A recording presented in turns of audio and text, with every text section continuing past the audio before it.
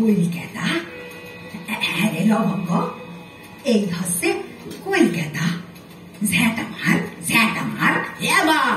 এ হচ্ছে শিয়ালদা, আর স্টেশন বেরোলেই কলকাতা। কি জানো মা, আমরা প্রত্যেক দিন বীরগঞ্জ থেকে ব্যারাকপুরে এসে ট্রেনে চাপি আর শিয়ালদায় নামি। বাবুদের বাড়ি যাই তো কাম করতে। 1 মাসে তো অনেক কিছু শিখে দিয়েছিস দেখতেছি। এত নোক যে নামলো, এরা সব সুইটসে কোথায় রে? আরে কাজে মা, কাজে কাজে এত নোক? শুধু ছোটে রে লবঙ্গ। এত ছোটে কেন রে? আর গাড়ি ধরবে আর আপনি যাবে। চলো না, চল চল এগো। আরে যাচ্ছি তো, ঢের দিচ্ছিস কেন রে? আরে রে, কোন দেখু তো মারতিছ, হুঁশ নেই কেন? পড়ি যাবো যা। আমার হাতটা ধরে চলো না মা। আরে সবাই আগে আগে বাস টেরা ধরতে চলে না, অফিসে দেরি হয়ে যাবা না। অফিসে দেরি হবে বলে মা ঠাকমার বয়সীদের ঠেলে ঘা মারতে মারতে ছড়বে? যতই বলিস না কেন লবঙ্গ, খুব অভদ্র জায়গা রে তোদের এই কলকাতা। হ্যাঁ রে লবঙ্গ, ওইদিকে ওরা কারা রে? ওই যে কালো কোট পরা, আরে ওই যে দেড়ে আছে আমাদের বসিরহাট কোটের উকিল নাকি রে? আরে স্যাকার মা, স্যাকার টিকিট দেখতি গেটে দাঁড়ায়। তুই আবার গুল মারতেছিস? কলকাতায় কাম করে করে তোর এই উন্নতি হয়েছে? হ্যাঁ, ওরা টিকিট দেখতেছে। মানুষগুলার অব হাতে পয়সা গুজে দিয়ে পার হয়ে যাচ্ছে, আর তেনারা কালো কোটের পকেটে হাত ঢুকাচ্ছেন আর বার করতেছেন, ঢুকাচ্ছেন আর বার করতেছেন। তুই বললি টিকিট দেখতেছেন? ওটা ঘুষ মা, ঘুষ। মেয়েছির বাড়িতে টিকিট কাটে না, স্যাকারের হাতে ঘুষ দিয়া গেট পার হইয়া চলে যায়। ঘুষ? জ্যাটা মার, ওই দেখ স্যাকারের হাত খান কেমন এক নাগারে কাম করে যাচ্ছে।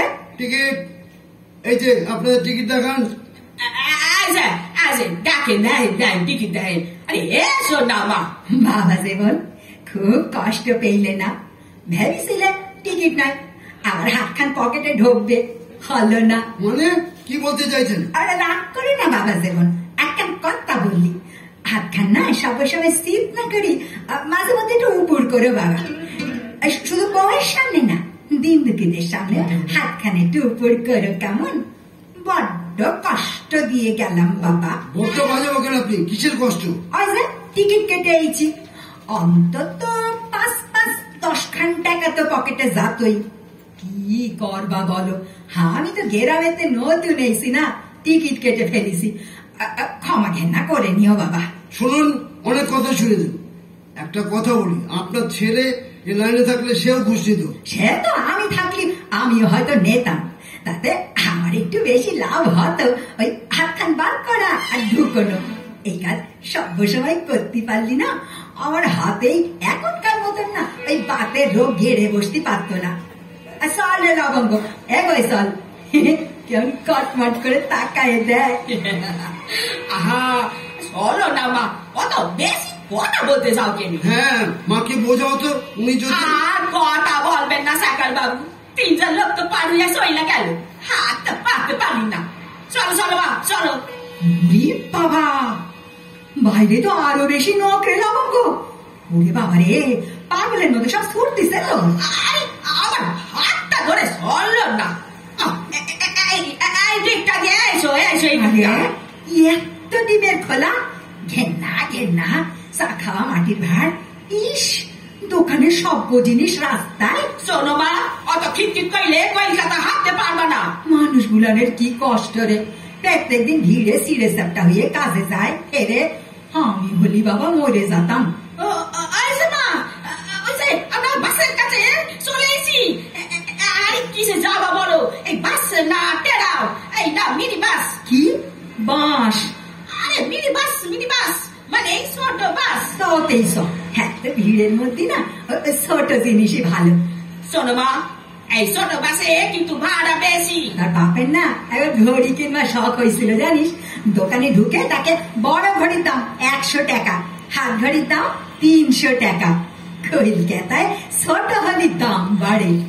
তা কি কি দেখবো মা, ওই কালীঘাটের মা কালীর মন্দির, না ওই পাতালে, না ঘরের মাঠ, না চিড়িয়াখানা। চিড়িয়াখানা? চিড়িয়াখানা দেখবো না রে। ওই দেখ মানুষগুলা হনুমানের চাইতে বড় বড় নাম দেখছে আর বাসের হ্যান্ডেল ধরতিছে। এরপর আর চিড়িয়াখানায় কি দেখবো রে মনি? তাহলে তাহলে এই কালীঘাটে যাবো মা, এটা পাতালে সাব্বা। না রে, এই যাত্রাই শুধু একটু গড়ের মাঠ দেখবো রে, শুদ্ধ গড়ের মাঠ।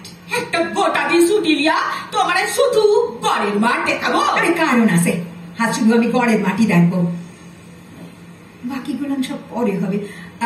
আরে ওইটা কি যায়, দোতলা গাড়ি? আরে ডাবল ডিকা দুতলা বাস। সাব্বা সাব্বা। না না না না, তুইও চাপবি না কোনোদিন, ভূত উড়ে জিনিস। উপরে তাকা, কই দোতলায় ড্রাইভার কই? হ্যাঁ, নিচের তলায় নাকি ড্রাইভার। একদম চাপবি না, বাসটা চালাচ্ছে এটা কেটা? কিছু বোঝো না মা। আরে নিচের তলায় তো আছে ড্রাইভার। আমার বোঝাতে এসো না তো। 2 দিনের যোগী ভাতের বলে অন্ন, বলে সিনেমা হলে সিনেমা যে চালায় সে নিচের তলাতে চালায় না উপরের তে চালায় রে? আরে ওপর থেকে। আর ওই যে কুয়োয় যারা জল তোলে তারা কুয়োর উপরের তে তোলে না কুয়োর তলায় গিয়ে জল তোলে? আরে ওপর থেকে মা, ওপর থেকে। বাস যদি ভূতই না চালায় মানসি চালাতো তাহলে তো উপরের তলাতেই চালাতো। আর বাসে উঠেই বা কি করবো? ওই দেখ বাসের পিছনে বাস এক হাত যাচ্ছে, 20 মিনিট হাঁপ ছাড়তিছে।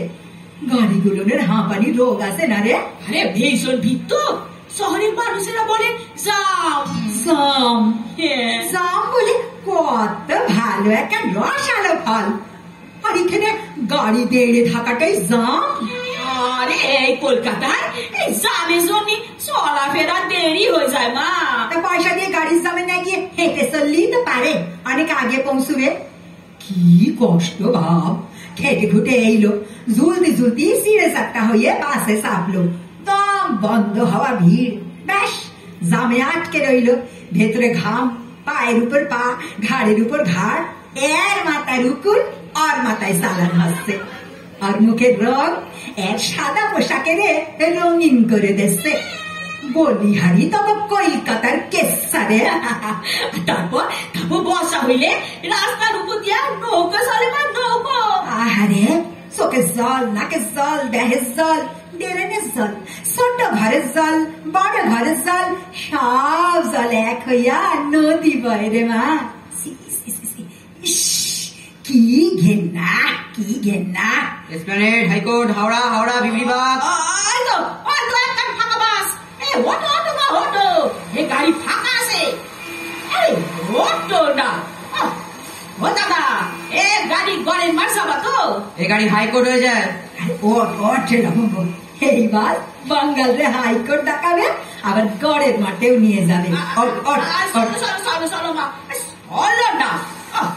আচ্ছা ভাই, গাড়ি কতক্ষণ লাগবে গড়ের মাঠ? আজ তো আবার মিছিল আছে, 1 ঘন্টা লাগবে। আর তাদের উঠুন।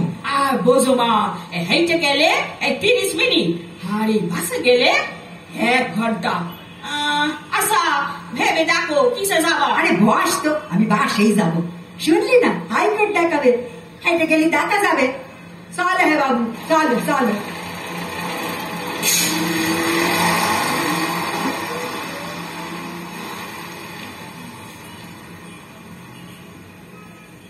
লবঙ্গ, রেডিও স্টেশনটা কোন দিকে রা?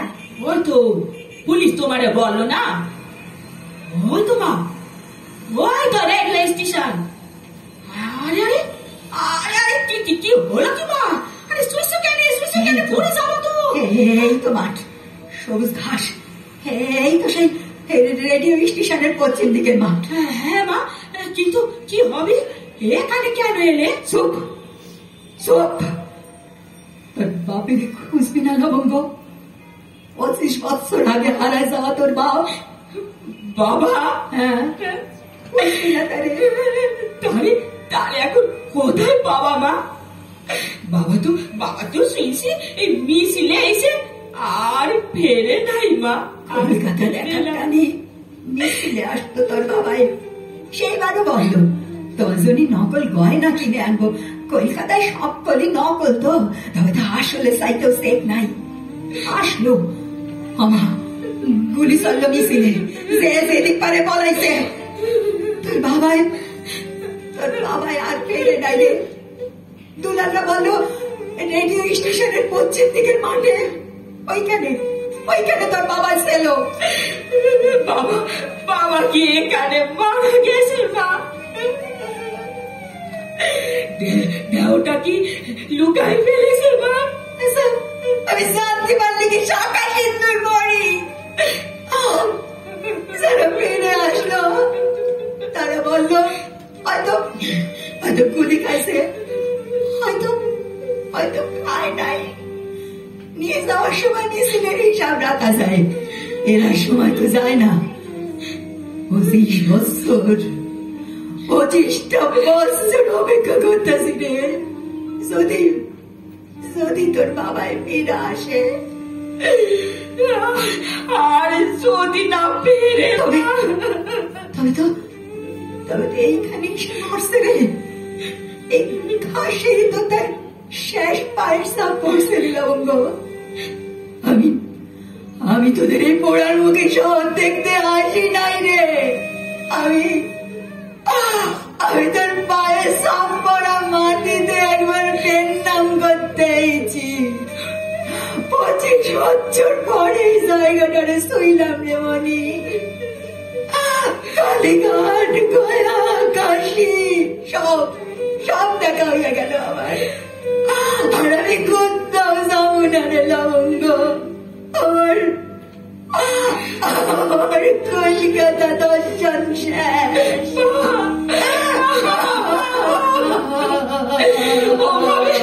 ওভাবে পানিতে লুটিয়ে কেঁদো না মা, কেঁদো না। বাবা তো অন্য কোথাও যাইতে পারে, সেই আশাতেই তো আমরা আছি মা। তুমি ভাইয়া কইল না মা, বাড়ি ফিরে যাবা না? এই কলকাতা না একদিন খুব সুন্দর শহর হবে, যেখানে মানুষের আর কষ্ট থাকবো না, যন্ত্রণা থাকবো না।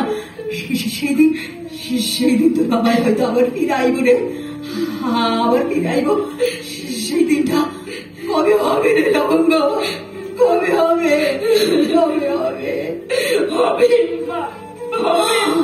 বাবা দেখবা ঠিক একদিন আইব। এইখানটাই সবুজ ঘাসে হয়তো তার শেষ পায়ের সাপ